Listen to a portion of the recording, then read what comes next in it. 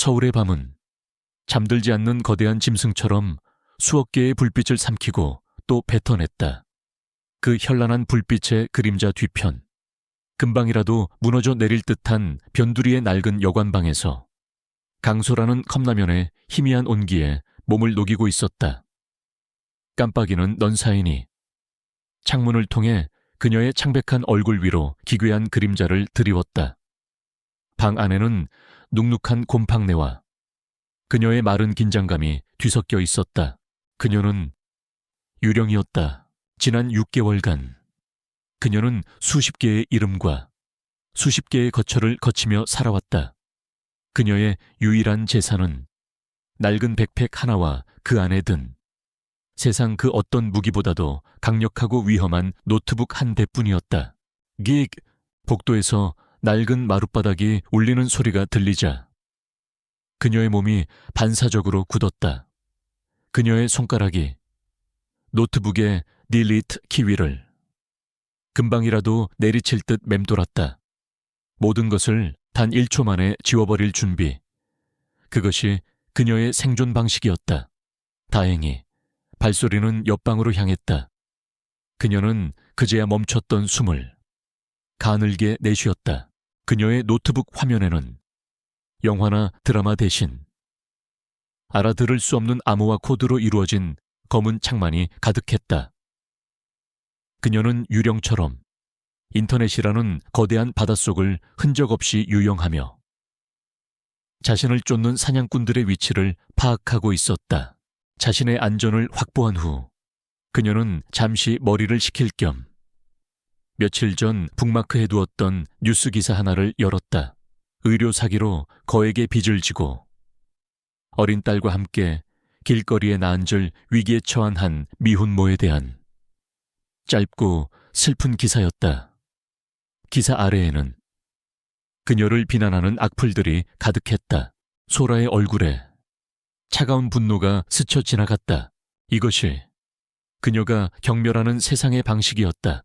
약한 자를 짓밟고 강한 자에게 아첨하는 그녀의 손가락이 다시 키보드 위에서 춤을 추기 시작했다. 그것은 더 이상 생존을 위한 몸부림이 아니었다. 그것은 그녀만의 방식으로 행하는 작지만 날카로운 정의의 심판이었다. 그녀는 불법 온라인 도박 사이트의 철옹성 같던 방화벽을 마치 제 집 안방을 드나들듯 가볍게 통과했다. 화면 속에서는 절박한 사람들의 욕망을 빨아들인 수십억 원의 검은 돈이 강물처럼 흐르고 있었다. 그녀는 많은 것을 탐하지 않았다. 그녀는 정확히 그 미혼모의 빚과 그녀가 앞으로 1년간 아이와 함께 살아갈 수 있을 최소한의 생활비만큼의 액수만을 빼내었다. 그리고 수십 개의 해외 유령 계좌를 거치는 그 누구도 추적할 수 없는 복잡한 자금 세탁 과정을 거쳐 그 돈을 미혼모의 계좌에 익명의 기부금이라는 이름으로 입금시켰다. 그리고 가장 중요한 마지막 단계, 그녀는 자신이 그곳에 존재했다는 모든 흔적을 먼지 한 톨 남기지 않고 완벽하게 지워버렸다. 도박 사이트의 관리자들에게 이 모든 것은 그저 원인을 알 수 없는 사소한 시스템 오류로만 기록될 터였다. 그녀는 어둠 속에서 움직이는 이름 없는 로빈 후드였다. 모든 작업이 끝나고 그녀는 지친 몸을 의자에 기댔다. 그녀의 손이 무심코 목에 걸린 가죽끈에 매달린 평범한 USB 메모리 펜던트를 만지작거렸다. 그것은 그녀의 목숨 줄이자 동시에 그녀를 이 지옥으로 몰아넣은 판도라의 상자였다. 이 작은 저장 장치 안에는 대한민국을 뒤흔드는 거대 기업 유진 코퍼레이션의 오 이사가 수조 원대의 비자금을 조성하고 그 과정에서 수많은 사람들을 파멸로 몰아넣었다는 모든 증거가 담겨 있었다. 그리고 그 수많은 피해자 중에는 그녀의 아버지도 포함되어 있었다. 아버지의 억울한 죽음의 진실을 밝히기 위해 그녀는 모든 것을 걸고 이 위험한 싸움을 시작한 것이다. 이 USB는 그녀를 쫓기게 만드는 저주이자 언젠가 정의를 실현할 수 있는 유일한 희망이었다. 그녀는 이제 이곳을 떠나야 할 시간이 되었음을 직감했다. 한 곳에 너무 오래 머무는 것은 위험했다. 그녀는 미련 없이 컵라면 용기를 쓰레기통에 던져놓고 자신의 유일한 재산인 노트북을 백팩에 챙겨 넣었다. 창가에 서서 그녀는 잠들지 않는 도시의 불빛을 내려다보았다. 저 화려한 불빛의 도시에서 그녀는 완벽한 이방인이자 고독한 도망자였다. 그녀는 언제까지나 이렇게 도망칠 수만은 없으리라는 것을 알고 있었다. 언젠가는 막다른 골목에 몰리게 될 터였다. 그녀는 단지 그날이 오늘이 아니기만을 간절히 바랄 뿐이었다. 강소라가 낡은 여관을 나서는 순간 그녀의 등 뒤로 느껴지는 공기가 달라졌음을 직감했다. 그것은 6개월간의 도망자 생활이 그녀에게 가르쳐준 짐승과도 같은 생존 본능이었다. 길거리의 청소부는 너무 오랫동안 그녀를 쳐다봤고 골목길 모퉁이에 주차된 검은색 승합차는 너무나도 수상했다. 함정이다. 그녀는 뒤도 돌아보지 않고 달리기 시작했다. 그녀의 예감은 틀리지 않았다.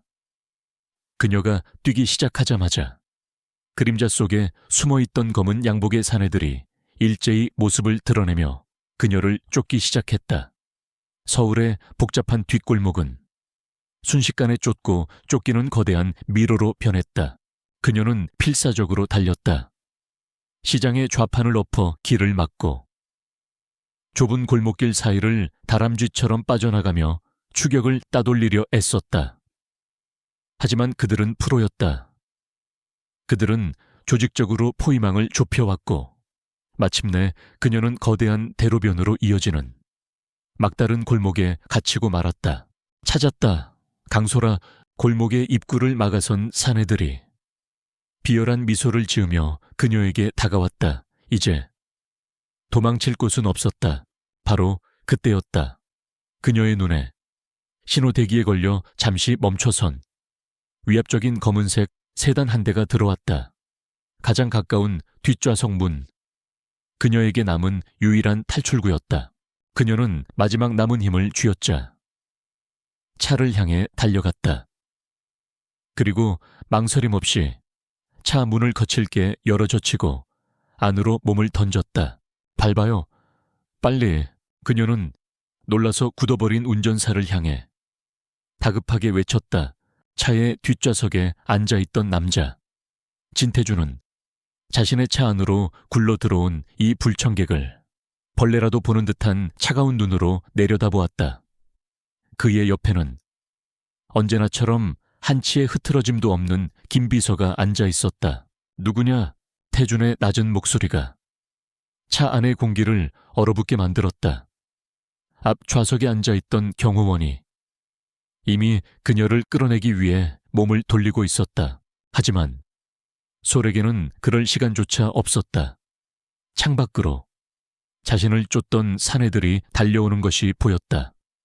차는 여전히 그 자리에 서 있었다. 그녀는 이 상황을 벗어날 가장 확실하고 충격적인 방법이 필요했다. 그녀는 순수한 생존 본능에 따라 움직였다. 그녀는 바닥에서 용수철처럼 튀어올라 옆에 앉은 진태준의 완벽하게 다려진 수트깃을 움켜쥐었다. 그리고 그의 입술을 자신의 입술로 거칠게 덮쳐버렸다. 아, 그 순간 진태준의 시간이 멈췄다. 그의 머릿속이 새하얗게 비어버렸다. 그는 평생을 지독한 결벽증과 함께 살아온 남자였다. 그는 타인과의 불필요한 신체 접촉을 병적으로 피했다. 악수조차 장갑 없이는 하지 않는 그였다.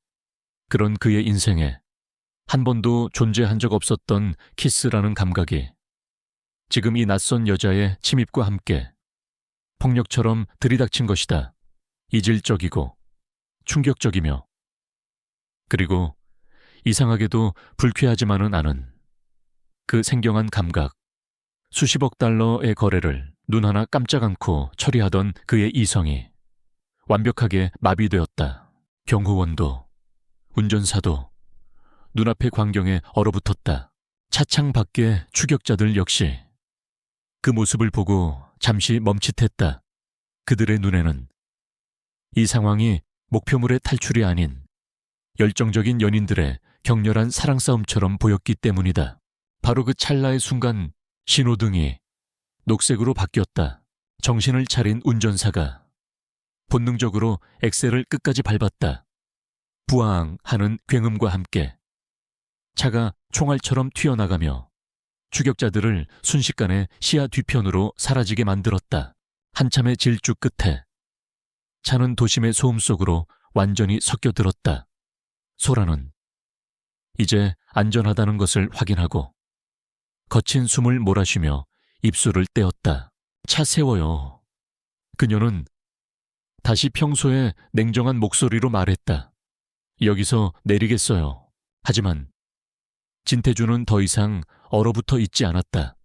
그의 이성이 다시 작동하기 시작했다. 충격은 이제 차갑고 지독한 흥미로 바뀌어 있었다. 이 여자는 지난 수년간 그의 완벽하고 지루했던 세계를 단 1분 만에 완벽하게 파괴해버렸다.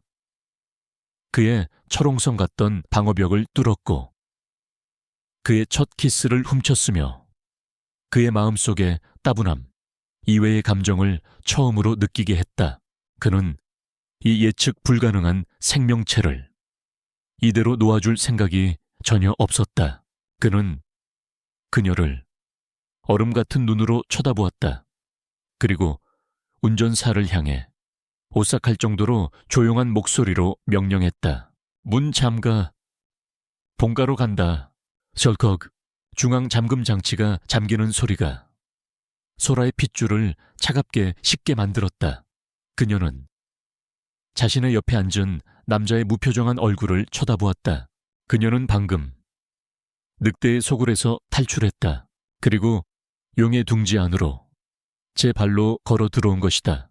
진태준의 본가는 집이라기보다는 차가운 요새에 가까웠다.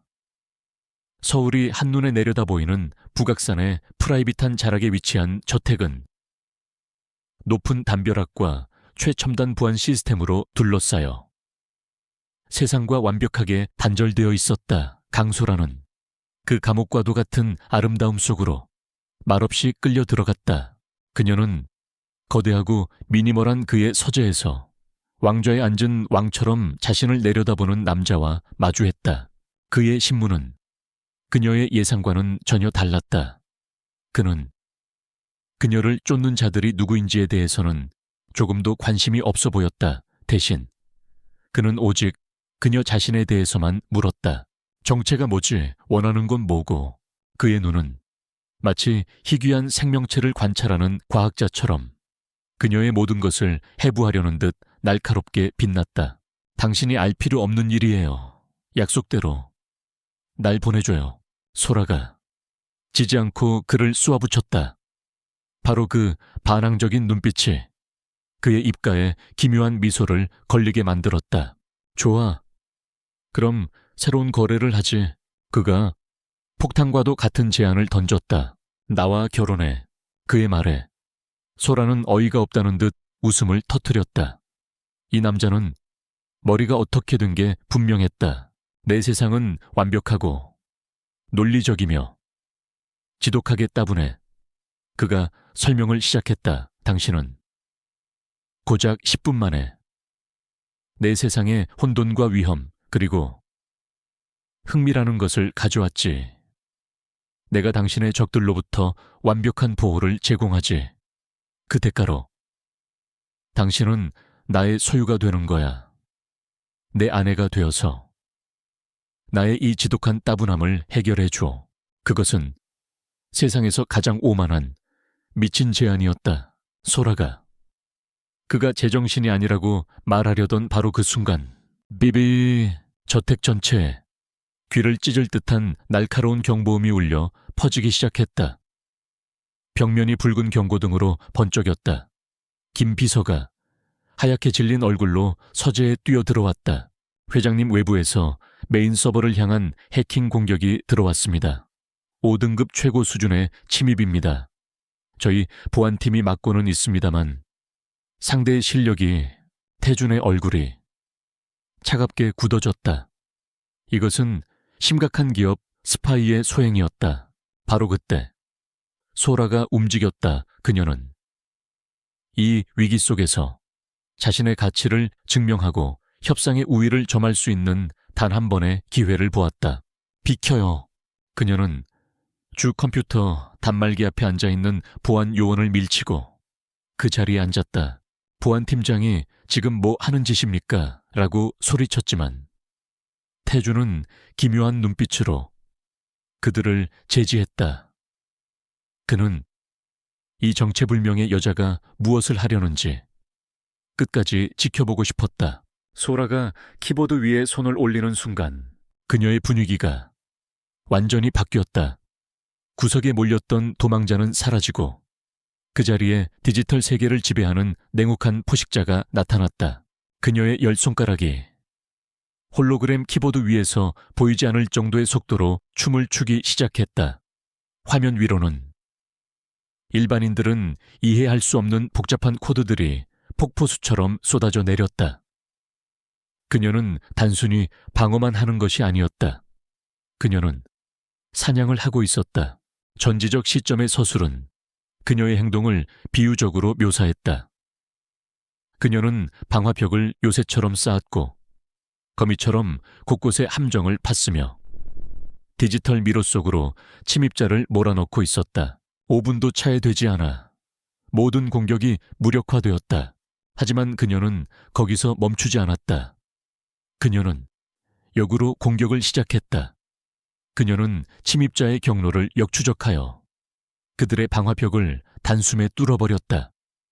그리고 그들의 서버 안에 잠들어 있던 기밀 파일들을 자신의 쪽으로 다운로드하기 시작했다. 모든 작업이 끝났다. 그녀는 자리에서 일어나 먼지를 털듯 가볍게 손을 털었다. 그리고 넋이 나간 채 자신을 쳐다보고 있는 태준을 향해 조용히 말했다. 공격은 에이펙스 투자그룹에서 들어왔네요. 그리고 이제 당신은 그들의 3분기 실적 예상 보고서와 전체 고객 리스트를 가지게 됐고요. 천만에요. 서재 안에는 완벽한 침묵이 흘렀다. 태준과 김 비서는 얼어붙은 채 그 자리에 서 있었다. 그는 그녀가 평범하지 않다는 것은 짐작했지만 이 정도일 줄은 상상도 못했다. 그녀는 그저 재미있는 장난감이 아니었다. 그녀는 국가급의 힘을 가진 강력하고 위험한 무기였다. 그 순간 그들 사이의 역학관계가 완전히 뒤바뀌었다. 태준이 불타는 듯한 눈으로 그녀를 향해 걸어갔다. 그의 이전 제안은 이제 더 이상 미친 제안이 아니었다. 그것은 거부할 수 없는 요구가 되어 있었다. 그는 그녀를 책상으로 몰아붙였다. 그리고 그녀의 턱을 붙잡고 낮고 위험한 목소리로 속삭였다. 제안은 변경됐어. 이건 더 이상 요청이 아니야. 그는 그녀가 방금 훔쳐온 데이터가 떠있는 스크린을 가리켰다. 당신은 너무나도 가치 있고 동시에 너무나도 위험해서 이대로 놓아줄 수가 없어. 나와 결혼해. 그렇지 않으면 나는 당신과 그리고 당신이 분명히 가지고 있을 그 USB의 위치를 당신을 쫓는 그 남자들에게 직접 넘겨주도록 하지. 선택해. 그녀의 비범한 재능이 역설적으로 그녀의 화려한 세 장을 완성하는 마지막 자물쇠가 되어버린 순간이었다. 세기의 결혼. 언론은 얼음 황제 진태준과 혜성처럼 나타난 미스터리한 여인 강소라의 결혼을 그렇게 불렀다. 두 사람의 결혼 생활은 위태로운 긴장감 속에서 시작되었다. 그는 여전히 차갑고 소유욕이 강했지만 이전처럼 그녀를 비즈니스적인 자산으로만 대하지는 않았다. 그는 자신도 모르는 사이 그녀의 예측 불가능한 매력에 서서히 빠져들고 있었다. 그리고 마침내 그는 덫을 놓기로 결심했다. 그는 자신의 오랜 숙적이자 소라의 목숨을 노리는 오 이사를 끌어내기 위해 가장 완벽한 미끼를 던졌다. 바로 남태평양에 위치한 자신의 개인 섬 세라피나에서의 초호화 허니문이었다. 오 이사는 포식자야. 태준이 김비서에게 말했다. 그는 이렇게 완벽하고 고립된 사냥감을 절대로 그냥 지나치지 못할 걸세. 우리가 미끼가 되는 거야. 그의 계획은 치밀했다. 섬에는 최정계 경호팀이 관광객으로 위장한 채 곳곳에 숨어 있었다. 모든 것은 그의 통제 아래에 있는 듯 보였다. 그들이 도착한 세라피나 섬은 지상낙원이라는 말이 어울리는 눈부시게 아름다운 곳이었다. 에메랄드빛 바다와 끝없이 펼쳐진 백사장, 그리고 최고급 자재로 지어진 호화로운 빌라. 하지만 소라의 눈에 그 아름다운 풍경은 거대한 금빛 새장처럼 보였다.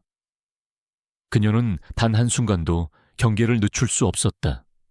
너무나 넓게 트인 공간은 그녀를 오히려 불안하게 만들었다. 그녀의 단련된 감각은 평범한 사람들은 눈치채지 못하는 것들을 포착했다. 너무 갑작스럽게 날아오른 새떼, 어울리지 않는 곳에 찍혀있는 발자국. 그녀는 자신들이 감시당하고 있다는 것을 본능적으로 느끼고 있었다. 그녀의 불길한 예감은 그날 밤 현실이 되었다. 두 사람은 바다가 내려다 보이는 빌라의 테라스에서 어색한 침묵 속에서 저녁 식사를 하고 있었다. 공격은 한치의 예고도 없이 전광석화처럼 시작되었다. 피옥 하는 소리와 함께 섬 전체의 모든 조명이 일제히 꺼졌다. 완벽한 어둠, 동시에 모든 통신이 두절되었다. 어둠 속에서 소음기를 장착한 총성이 밤의 고요를 찢었다. 태준이 배치해두었던 외곽의 경호원들이 순식간에 제거되고 있었다. 빌어먹을 태준의 입에서 거친 욕설이 터져나왔다. 검은색 전투복을 입은 용병들이 어느새 빌라를 포위하고 총격을 가하기 시작했다. 꼼짝마, 혼돈이 그들의 낙원을 집어삼켰다. 태준의 남은 경호원들이 필사적으로 응전했지만 수적으로 완벽하게 압도당하고 있었다. 태준의 첫 번째 본능은 소라를 지키는 것이었다. 움직여, 당장. 그는 더 이상 냉정한 CEO가 아니었다. 그는 위기 상황 속에서 놀라울 정도로 침착하고 단호했다. 그는 총알이 빗발치는 거실을 가로질러 소라의 팔을 붙잡았다. 그리고 빌라에 숨겨진 비상 통로를 향해 그녀를 이끌었다. 그들의 등 뒤로 총성이 점점 더 거세졌다. 그리고 얼마 지나지 않아 총성은 완전히 멎었다. 그의 경호팀이 모두 제압되었다는 끔찍한 침묵이었다. 두 사람은 이제 완전히 고립되었다. 그들은 섬의 내부를 뒤덮고 있는 칠흑처럼 어두운 정글 속으로 필사적으로 도망쳤다. 맹수의 울음소리와 정체 모를 벌레 소리가 어둠 속에서 그들의 공포심을 자극했다. 한참을 달려 겨우 안전해 보이는 동굴 안으로 몸을 숨겼을 때 두 사람은 녹초가 되어 있었다. 그는 자신의 권력과 돈, 그리고 경호원들을 모두 잃어버렸다. 그녀는 다시 한번 자신의 목숨을 건 지긋지긋한 도망자 신세가 되어 있었다. 그는 어둠 속에서 가쁜 숨을 몰아쉬며 처음으로 자신의 통제력이 미치지 않는 상황에 직면했다. 그는 자신의 인생에서 처음으로 다른 누군가에게 물었다. 이제 어떡하지? 그의 목소리에는 그가 한 번도 내비친 적 없는 무력감이 담겨 있었다. 그의 질문에 어둠 속에서 채원의 눈이 맹수처럼 형형하게 빛나고 있었다. 그녀의 눈에서는 공포심이 사라지고 그 자리에 차갑고 냉정한 생존 본능이 자리 잡고 있었다. 그녀는 그의 눈을 똑바로 쳐다보며 낮고 단호한 목소리로 대답했다. 그것은 두 사람의 관계가 완벽하게 역전되는 새로운 시작을 알리는 선언이었다. 이제부터는 제 방식대로 하죠. 이제부터는 제 방식대로 하죠. 강소라의 그 한마디에 두 사람 사이의 모든 권력 관계는 리셋되었다. 이곳은 돈과 권력이 지배하는 비즈니스의 세계가 아니었다. 오직 생존 본능만이 유일한 법칙인 원시의 정글이었다. 그리고 그곳에서 진정한 강자는 진태준이 아닌 강소라였다. 그녀는 놀라울 정도로 침착했다. 그녀는 어둠 속에서 들려오는 희미한 소리와 냄새로 적들의 위치와 바람의 방향을 읽어냈다. 그녀는 태준에게 소리 없이 움직이는 법과 자신의 흔적을 지우는 법을 가르쳤다. 그는 평생을 지배자로 살아왔지만 처음으로 다른 누군가의 지시에 따라 움직였다. 이상하게도 그 사실이 불쾌하지 않았다. 오히려 그녀의 단단한 등 뒤에서 그는 기묘한 안정감을 느끼고 있었다. 그들의 시너지는 첫 번째 위기 상황에서 빛을 발했다. 정글을 수색하던 용병 한 명과 맞닥뜨렸을 때였다. 소라가 허리에 찬 소형 전자기기로 교란 전파를 쏘아 그의 통신 장비를 마비시키는 순간 태준이 움직였다. 그는 부드러운 소파에만 앉아있던 부드러운 CEO가 아니었다. 그는 한 마리의 흑표범처럼 소리 없이 용병의 등 뒤로 접근해 단 몇 번의 간결하고 무자비한 동작으로 그의 목을 졸라 기절시켰다. 소라가 놀란 눈으로 그를 쳐다보았다. 당신만 과거가 있는 건 아니니까. 그가 거친 숨을 몰아쉬며 말했다. 그들은 서로의 새로운 모습을 발견했다. 그는 그저 머리만 좋은 경영인이 아니었고 그녀는 그저 컴퓨터만 잘하는 해커가 아니었다. 두 사람은 각자의 방식으로 지옥에서 살아남는 법을 터득한 동류의 인간이었다. 그들의 마음속에 계약 관계를 넘어선 끈끈한 동지애와 신뢰가 싹트기 시작했다. 그들의 최종 목표는 섬의 모든 시스템을 통제하는 중앙관제 센터였다. 그곳에만 도착하면 통신을 복구하고 외부의 지원을 요청할 수 있었다. 몇 시간에 걸친 사투 끝에 그들은 마침내 관제센터에 도착했다. 하지만 그들을 맞이한 것은 텅 빈 공간과 불길한 침묵이었다. 너무 조용해. 함정이야. 소라의 경고와 동시에 모든 문이 철컥 소리를 내며 잠겼다. 그리고 관제센터의 모든 조명이 일제히 켜지며 어둠 속에서 한 남자가 모습을 드러냈다. 오 이사였다. 그의 손에는 서늘한 총구가 정확히 두 사람을 겨누고 있었다. 내 이럴 줄 알았지. 아르테미스. 그가 소라의 옛 해커명을 부르며 비열하게 웃었다. 결국은 이리로 올 줄 알았어. 모든 것이 그의 손바닥 위였다. 그들은 완벽하게 덫에 걸린 것이다. 아쉽게 됐군. 진 회장, 오 이사가 태준을 향해 말했다. 하필이면 잘못된 여자를 고르는 바람에. 덕분에 나는 당신의 모든 것을 차지하게 됐으니 고맙다고 해야 하나. 그가 방가수에 손가락을 걸었다. 이제 모든 것이 끝나는 순간이었다. 아니, 태준이 이상할 정도로 침착한 목소리로 말했다. 그는 오 이사가 아닌 소라를 보며 기묘한 확신에 찬 미소를 지었다. 나는 완벽한 여자를 골랐어. 바로 그 순간 소라가 자신의 손목시계를 보며 작게 속삭였다. 시간 다 됐네. 그리고 지옥이 시작되었다. 갑자기 섬 전체의 모든 조명이 펑 하는 소리와 함께 터져나가며 완벽한 암흑이 찾아왔다. 동시에 모든 스피커에서 귀를 찢을 듯한 굉음의 사이렌이 울려 퍼지기 시작했다. 전자기 잠금 장치는 오작동을 일으키며 미친 듯이 문을 열었다 닫았다 반복했다. 완벽한 감각 과부하 공격, 그것은 소라가 이 섬에 오기 전 만일의 사태를 대비해 섬의 전체 시스템에 몰래 심어두었던 논리폭탄 바이러스가 작동한 결과였다. 크악, 이게 무슨 짓이야? 오 이사와 그의 부하들은 갑작스러운 혼돈 속에서 완전히 방향 감각을 잃고 비명을 질렀다. 하지만 태준과 소라는 이 순간을 기다리고 있었다. 어둠과 섬광, 그리고 소음이 뒤섞인 혼돈 속에서 태준이 움직였다. 그는 훈련받은 특수요원처럼 오직 소리와 감각에만 의지해 오 이사의 위치를 파악하고 단숨에 그의 팔을 꺾어 총을 빼앗았다. 소라는 그 틈을 이용해 관제센터의 메인 터미널로 달려가 섬의 비상신호 장치를 수동으로 작동시켰다. 얼마 지나지 않아 사이렌이 멎고 비상등이 켜졌다.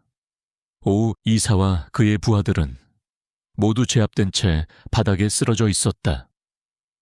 관제센터의 문이 열리며 비상신호를 받고 출동한 태준의 최정예 경호팀이 폭풍처럼 들이닥쳤다.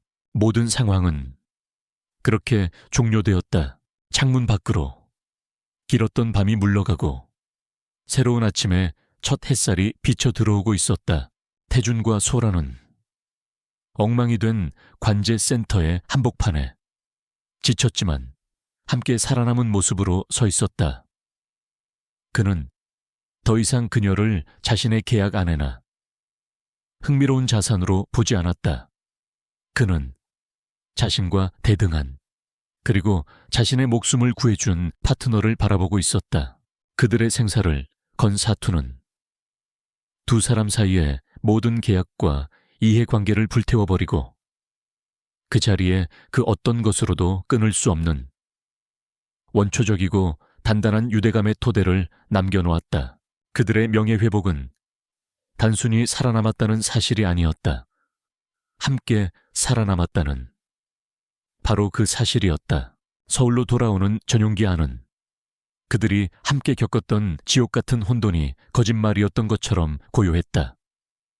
두 사람은 지쳐 있었지만 그들의 사이를 흐르던 어색하고 차가운 공기는 이제 온데간데 없었다. 대신 말없이도 서로의 존재를 느끼는 끈끈하고 편안한 유대감이 그 자리를 채우고 있었다.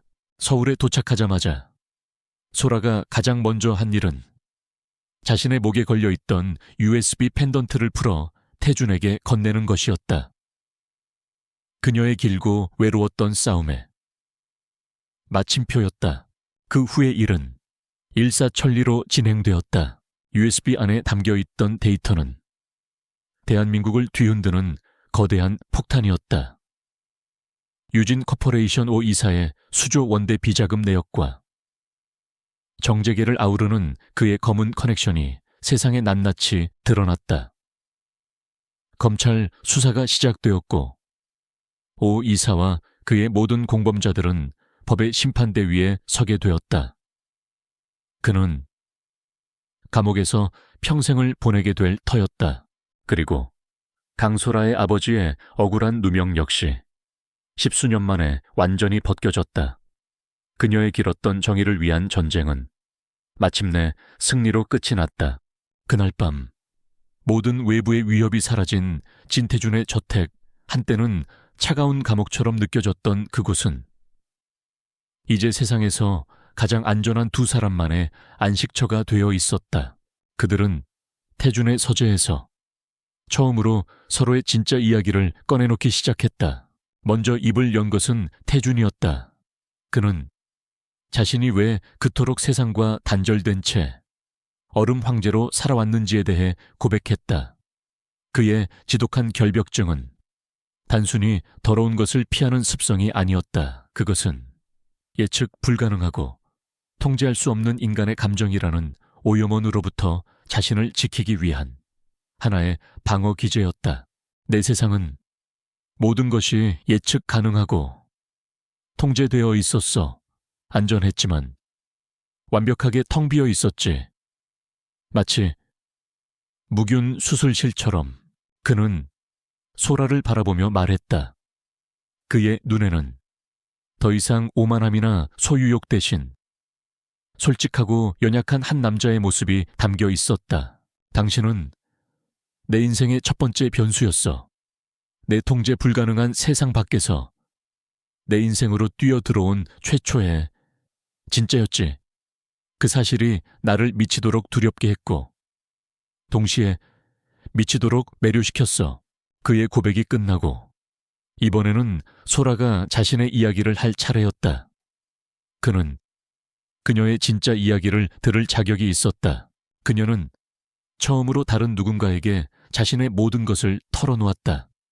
유진 코퍼레이션에 의해 아버지가 어떻게 억울한 누명을 쓰고 돌아가셨는지, 그리고 아버지의 명예를 되찾기 위해 어떻게 그녀 스스로 컴퓨터와 씨름하며 어둠 속의 유령 아르테미스가 되어야만 했는지를 그는 조용히 그녀의 이야기를 들었다.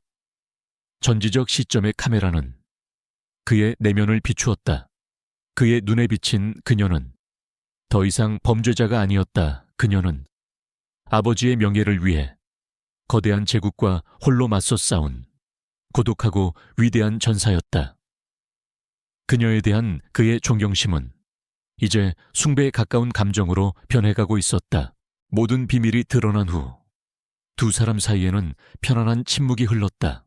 태준이 자리에서 일어나 그의 책상 서랍에서 그들의 결혼 계약서를 꺼내 들었다. 이 계약은 보호를 대가로 당신의 시간을 사는 계약이었어. 그가 말했다. 하지만 당신은 내가 당신을 지킨 것만큼이나 나를 지켜줬지. 이 계약은 이제 더 이상 유효하지 않아. 그는 그녀에게 그녀의 자유를 돌려주었다. 당신의 적은 사라졌고 진실은 밝혀졌어. 이제 당신은 자유야. 강소라, 내일 당장 이 결혼을 무효로 하겠어. 당신이 원한다면 새로운 신분과 새로운 삶, 그 무엇이든 제공하지. 더 이상 내게 얽매일 필요 없어. 그것은 그가 그녀에게 줄 수 있는 가장 큰 선물이었다. 하지만 소라의 대답은 그의 예상을 벗어났다. 그녀는 자신을 놓아주려는 그를 조용히 바라보았다. 전지적 시점의 카메라는 그녀의 내면을 비추었다. 그녀는 평생 자유를 갈망해왔다. 하지만 지금 그녀는 깨달았다. 자신이 쫓던 자유가 무언가로부터의 벗어남이 아니라 어딘가에 안전하게 머무를 수 있는 자유였다는 것을. 이 이상하고 집착 강한, 하지만 결국 자신과 함께 싸워준 이 남자의 곁, 그곳이 그녀가 세상에서 처음으로 발견한 유일한 안식처였다. 역제안을 하죠. 그녀가 흔들림 없는 목소리로 말했다. 그가 놀란 눈으로 그녀를 쳐다보았다. 결혼은 그대로 유지해요. 그녀가 말했다. 대신 계약 조건을 바꾸죠. 더 이상 주인과 소유물이 아닌 파트너로. 그녀의 당돌한 제안에 태준의 얼굴에 아주 천천히 그리고 진심 어린 숨막히는 미소가 번져나갔다. 차가운 요새는 마침내 자신의 여왕을 찾았다. 지하 세계의 왕은 페르세포네에게 기꺼이 자신의 모든 것을 바치기로 결심했다. 그들의 새로운 평화는 전쟁의 부재가 아닌 진정한 파트너십의 시작이었다. 2년 후 세상은 더 이상 진태준을 얼음 황제라고만 부르지 않았다. 그는 여전히 냉철하고 압도적인 카리스마를 가진 비즈니스계의 제왕이었지만 이제 그에게는 새로운 수식어가 붙었다. 바로 아내 바보라는 그의 아내, 강소라는 더 이상 어둠 속의 유령 아르테미스가 아니었다. 그녀는 남편의 전폭적인 지원 아래 세계 최고 수준의 사이버 보안 회사 아르테미스 시큐리티의 CEO가 되어 있었다. 그녀의 회사는 과거의 그녀처럼 거대 기업의 횡포에 맞서 싸우는 내부 고발자들과 사회운동가들을 보호하는 일을 전문으로 했다. 그녀는 자신의 어두웠던 기술을 세상의 빛을 지키는 가장 강력한 방패로 사용하고 있었다. 두 사람은 각자의 왕국을 다스리는 세상에서 가장 위험하고 강력한 파워 커플이 되어 있었다. 그날 밤 한때는 그의 차가운 요새였던 저택의 서재는 이제 두 사람의 공유 공간이 되어 있었다. 태주는 책상에 앉아 복잡한 국제 금융시장 데이터가 떠 있는 스크린에 집중하고 있었다. 그때 소라가 고양이처럼 조용히 그의 뒤로 다가왔다. 그녀의 손에는 태블릿 PC 하나가 들려 있었다. 그녀의 입가에 장난기 가득한 미소가 걸렸다. 그녀가 태블릿 위로 몇 번 손가락을 움직이자 놀라운 일이 벌어졌다. 태준의 거대한 모니터를 가득 채우고 있던 복잡한 숫자들과 그래프들이 순식간에 사라졌다. 그리고 그 자리에 8비트 게임에서나 나올 법한 거대하고 촌스러운 픽셀 아트 하나가 두근거리며 깜빡이기 시작했다. 태준은 스크린을 쳐다본 채 잠시 말이 없었다. 그는 한숨을 깊게 내쉬었다. 강소라, 그의 목소리에는 짜증이 아닌 체념과 애정이 뒤섞여 있었다.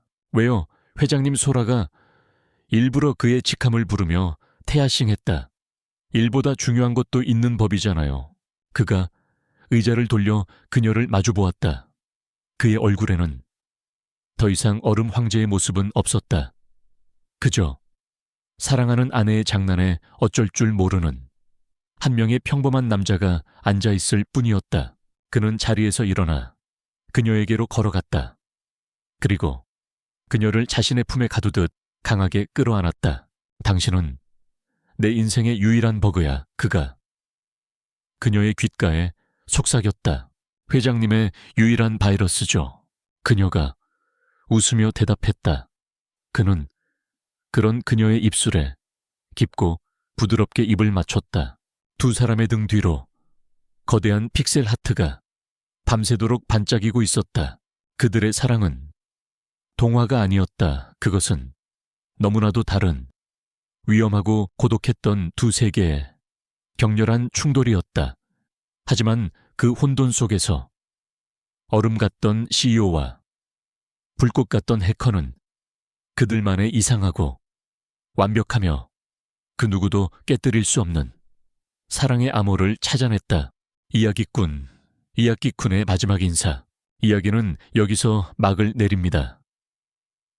진태준과 강소라의 위험하고도 매혹적인 사랑 이야기를 함께 즐겨주신 여러분께 깊은 감사를 드립니다. 그들의 이야기가 여러분의 마음에 가장 예측 불가능한 순간에 찾아오는 강렬한 사랑과 서로 다른 두 사람이 만나 완벽한 파트너가 되어가는 과정을 보여주었기를 바랍니다.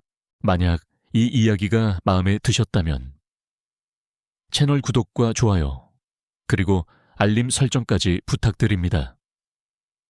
여러분의 응원은 저에게 더 좋은 이야기를 만들 수 있는 가장 큰 힘이 됩니다. 다음에는 더욱 흥미진진하고 감동적인 이야기로 다시 찾아뵙겠습니다. 감사합니다.